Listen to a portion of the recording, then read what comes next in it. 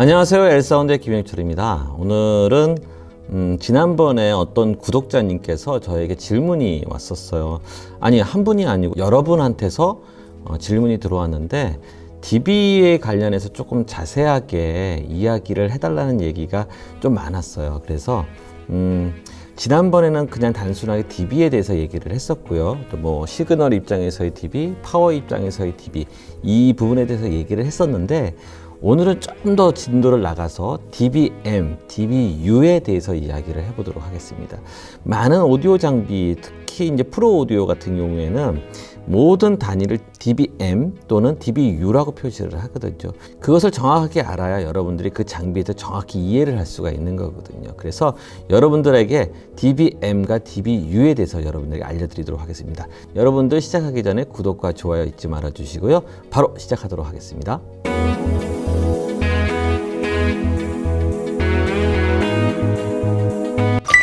지난번 강의에서 DB에 대해서 이야기를 했었어요. 시그널의 입장에서의 DB 한번 보세요. 그다음에 파워 입장에서의 DB, 요 두 가지에 대해서 얘기를 했었는데 이제 DB에 대해서 설명을 좀 더 진도를 나가서 이야기를 하도록 할게요.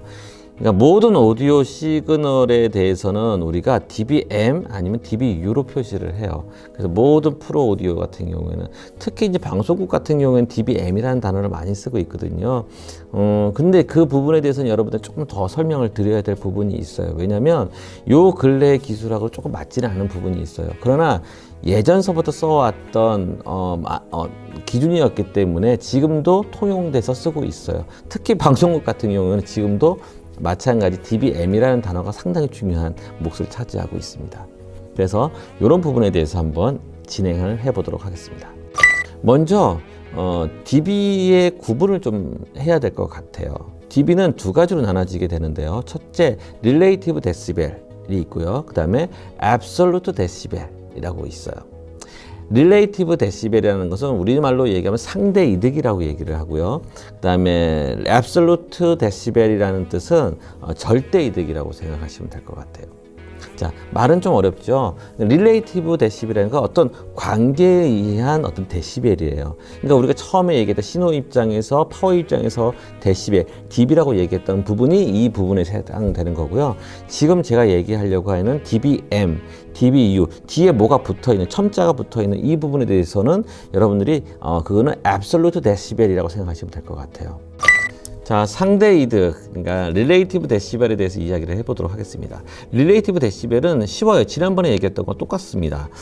들어온 거에 대한 나간 거가 몇 배냐, 들어온 거에 비해서 나간 것이 몇 배가 적냐, 이것을 따지는 거거든요. 그렇다는 거면 들어온 신호가 어떤 기준이 되는 신호가 있겠죠. 그리고 나가는 신호가 그거에 대한 몇 배가 되는 것을 표시를 하는 거거든요. 그렇기 때문에 릴레이티브, 그러니까 관계성에 의한 어떤 데시벨 표시를 하는 것이 릴레이티브 데시벨. 이것은 그냥 단순히 DB라고만 표시를 해요. 뒤에 뭐가 붙지를 않아요. 제가 오늘 얘기하려고 하는 DBM이라든지 DBU 같은 경우는 뒤에 첨자가 붙어 있잖아요. 그건 붙어 있지가 않아요. 릴레이티브 데시벨은 붙어 있지 않고 단순하게 DB만 표시되어 있어요. 들어오는 신호가 무엇이냐에 따라서 나가는 신호가 어떠냐라는 것을 따지는 거죠. 그것은 단순합니다. 자, 중요한 거는 이제 절대 이득이에요. absolute 데시벨이에요. 이것은 보시면 잘 보시면 숫자 노란색으로 표시되는 이 부분을 잘 보시면 DBM, DBU, DBV 그 외에도 여러 가지들이 있어요. 뒤에 붙어 있는 것들이. 자, 그건 뭐냐면 absolute 데시벨이라고 했잖아요. 절대 이득이에요. 변하지 않는 고정적인 어떤 값이 있다라는 거죠. DBM이라고 얘기하는 것은 그 절대적인 무엇인가가 들어있고 그 기준에 의해서 얼마큼 높냐, 얼마큼 낮냐 이런 걸 따지는 거거든요. 자, 보실까요?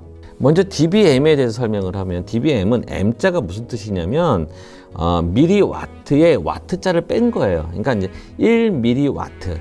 1mW는 10의 마이너스 3승을 뜻하는 거거든요. 그러니까 10의 마이너스 3승 와트를 표시를 하는 거예요.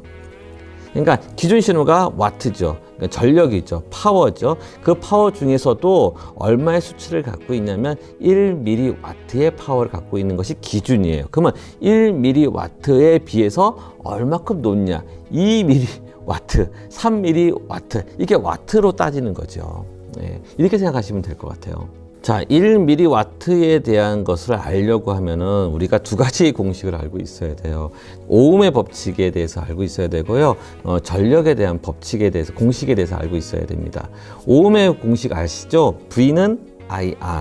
V, 전압은 I, 전류 곱하기 저항 R이다 라는 거.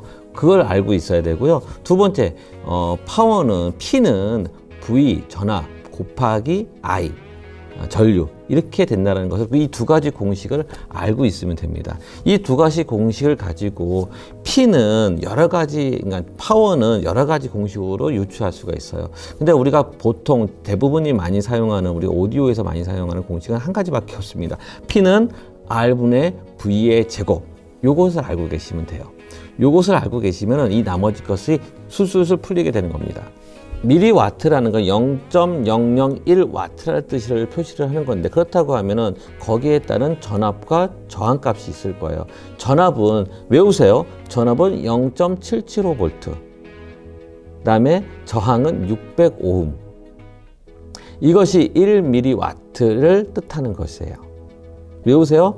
1mW는 전압 0.775V. 그다음에 저항 600오hm. 이것이 기준이에요. 1mW 파워를 표시하는데 600오음짜리 저항과 그다음에 전압이 0.775V가 걸린다고 생각하시면 돼요.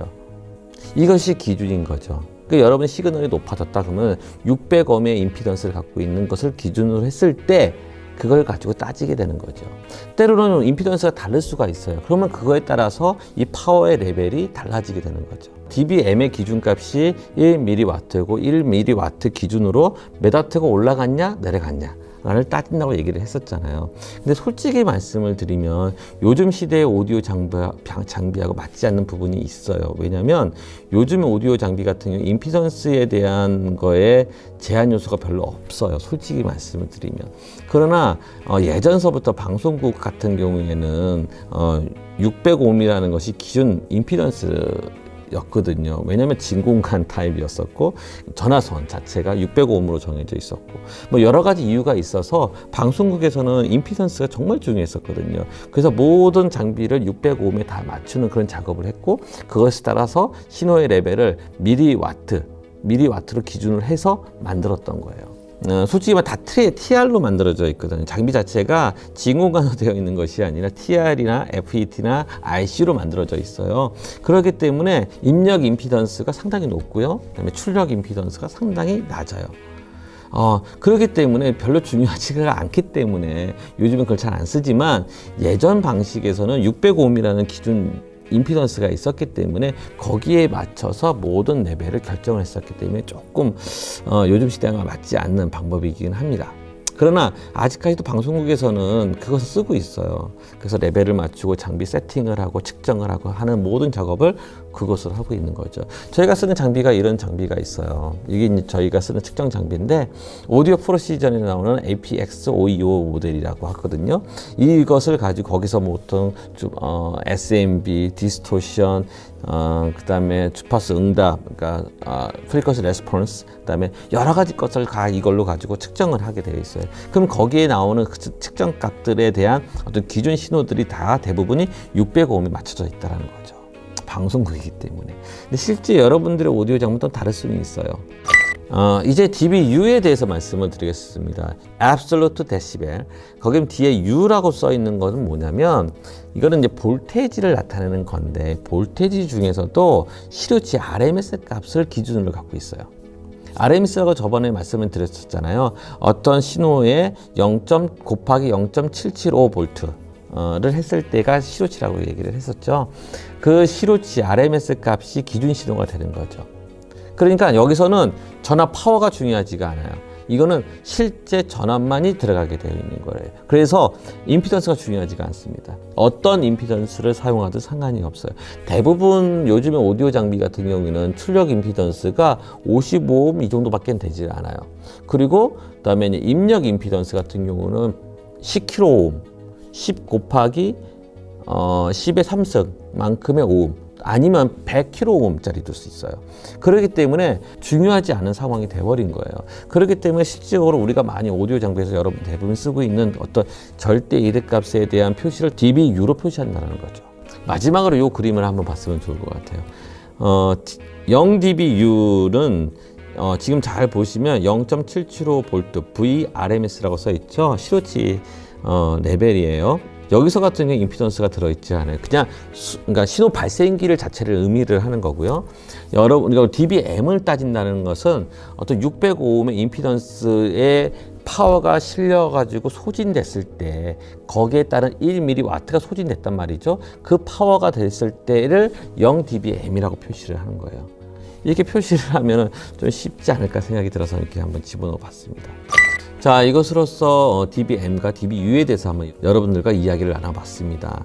처음은 어려울 수가 있을 것 같아요. 왜냐하면 생소하잖아요. 공식이 들어가고 좀 어려운 용어들이 얘기 나오고 뭐 이런 부분이 있기 때문에 생소해서 어려울 수가 있어요. 하지만 여러분들 제가 이야기했던 것을 한번 더 생각을 해보고요. 곱씹어 본다고 하면 충분히 여러분들이 이해할 수 있을 겁니다. 모르는 부분에 대해서는 저한테 메일이나 아니면 그 답글로 남겨주세요. 그럼 제가 성심성의껏 답변하도록 하겠습니다. 자, 구독자가 계속 늘어나고 있는 것에 대한 기쁨을 가지고 있고요. 언제나 여러분들과 같이 이제 공유하는 이 정보를 나누고 싶어하는 그 마음이 있기 때문에 또 기대가 되고 또 기대가 되는 것 같습니다. 자, 여러분들 구독과 좋아요 잊지 말아주시고요. 언제나 함께 하기를 원합니다. 감사합니다. 고맙습니다.